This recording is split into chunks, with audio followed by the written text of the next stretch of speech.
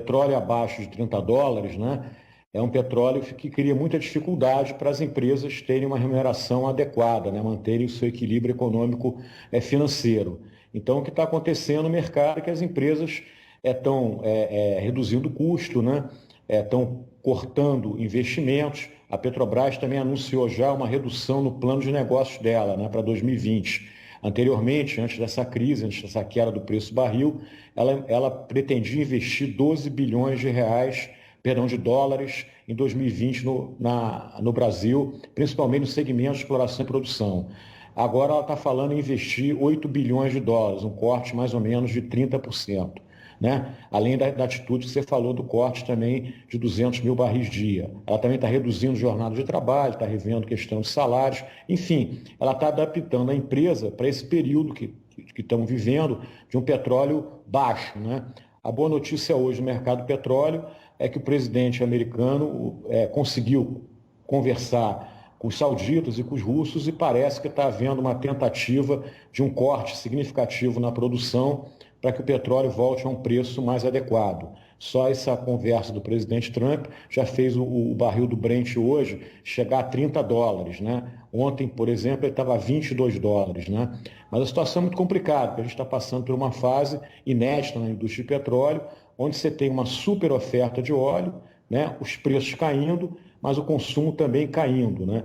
Então, me parece que é uma briga, né, que está acontecendo aí, uma desavença que começou lá com a Rússia e com a Arábia Saudita, e o objetivo, na minha opinião, é pegar uma certa carona nessa crise do coronavírus para tentar acabar, eliminar aí com grande parte da produção do shale americano, do óleo de xisto, né? E também com os biocombustíveis. Acho que o Brasil tem que estar atento para essa questão aí do etanol, principalmente, para proteger esse mercado. Mas o mercado de óleo está muito ruim mesmo, o consumo está caindo demais. Pra vocês terem uma ideia, se você comparar esse período desse ano com o 2019, o consumo de gasolina e etanol no Brasil já caiu coisa de 50%, o que é um fato realmente que a gente nunca passou.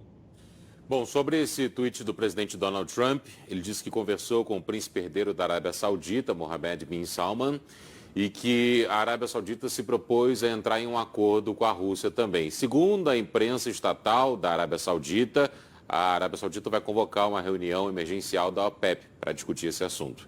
Esse tweet do Trump, como você muito bem lembrou, Adriano, fez com que o barril chegasse a $30, ou seja, aumentou em $5 o preço do barril logo depois da publicação dele.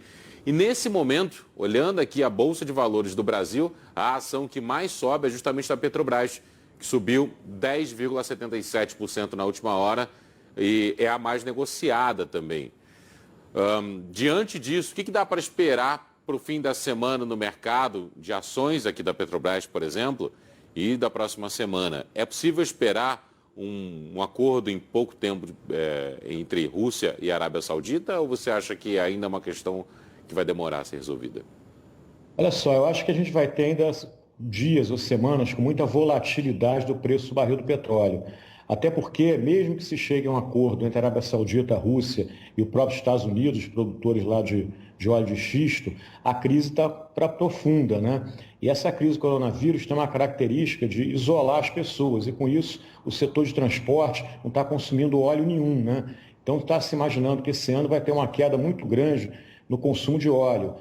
Os estoques também estão ficando esgotados, você praticamente não tem lugar para estocar petróleo, que vai levar também a uma queda de produção. Como você já disse aí também, as refinarias, inclusive da Petrobras, estão com carga diminuindo a cada dia, porque estão ficando com muito estoque de gasolina, de diesel e outros derivados, e não conseguem, então, refinar mais petróleo. Então, você vai ter aí o aumento de hoje é um aumento que surge em função de uma decisão geopolítica, de um contato do presidente Trump com o príncipe saudita e por sua vez, com os russos, mas também tem o mercado real do petróleo afetado pela crise, né? Então, eu não sei se, mesmo havendo um acordo, esse preço do barril pode ficar em 30, 35, mas de qualquer maneira é um preço muito baixo. Então, eu acho que a gente vai ter aí muita volatilidade nas próximas semanas. Você citou o xisto americano, Adriano. Ontem o Trump fez um tweet falando sobre o Irã, grande produtor de petróleo. E no início da semana colocou navios no Caribe posicionados para a região da Venezuela. E na semana passada, os Estados Unidos colocaram Maduro numa lista bem pesada, inclusive, chamando Nicolás Maduro, presidente da Venezuela, de narcotraficante. São dois países que produzem petróleo. E o que os americanos querem por trás dessa história, na sua opinião? Olha, o que está por trás, né, dessa confusão, primeiro é a tentativa, principalmente da Rússia, né, de eliminar do mercado grande parte de produtores do shale oil, do óleo de xisto. Né? Você tem uma ideia, em 2011, os Estados Unidos produzia 5 milhões de barris por dia de petróleo. Hoje ele está produzindo praticamente 14 milhões. E todo esse crescimento entre 5 e 14 se deu pelo óleo de xisto. Né?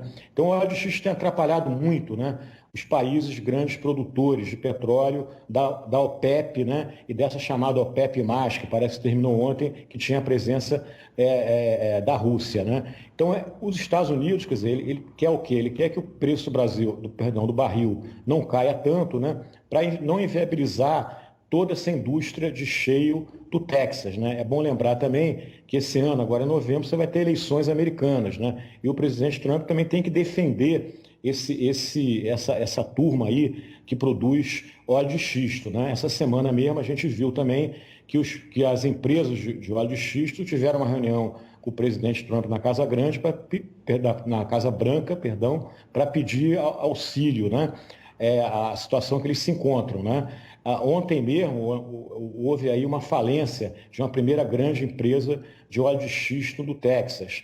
Então essa que é a confusão de geopolítica no mercado. De um lado, russos e também sauditas querendo derrubar, quer dizer, fechar grande parte dos campos de petróleo americanos de óleo de xisto e consequentemente, também eliminar do mercado o biocombustível, que também substitui o petróleo, como é o caso do etanol brasileiro, e de outro lado, os Estados Unidos, quer dizer, que se voltou a ser o maior produtor de óleo do mundo, defendendo aí preços mais altos para que se continue viabilizando essa indústria de óleo de xisto no mercado americano.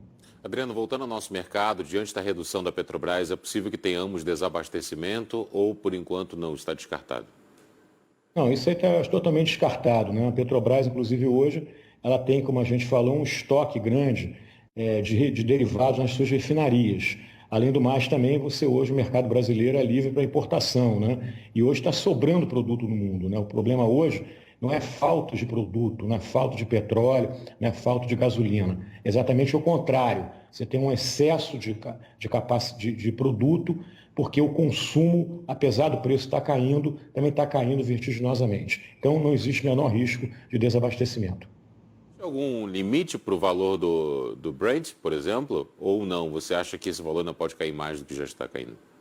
Olha, isso não existe limite. Né? O petróleo é um produto, né? Acho que é o único produto no mundo que ele tem uma volatilidade muito grande. A volatilidade é determinada por dois fatores. Pelo elemento oferta e demanda, como qualquer outro produto, e pelo fator geopolítico. O fator geopolítico, o petróleo praticamente é o único que tem volatilidade grande em função dele. Então, da mesma forma que o telefonema hoje do presidente Trump fez o petróleo voltar a 30, se amanhã a Arábia Saudita e a própria Rússia não atenderem aos pedidos americanos, esse petróleo pode cair a menos de 20 dólares o barril. Tem gente que fala, ontem, quando estava muito confuso o mercado, o pessoal falava aí que podia atingir 10, 13 dólares o barril.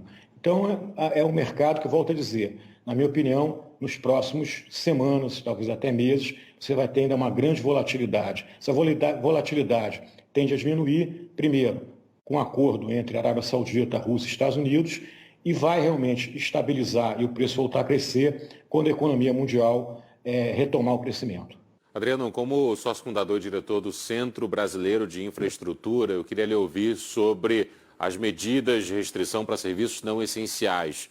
Se você acha que a gente pode passar por um período de desabastecimento, a questão de desemprego, como o mercado brasileiro estará nos próximos meses na sua avaliação?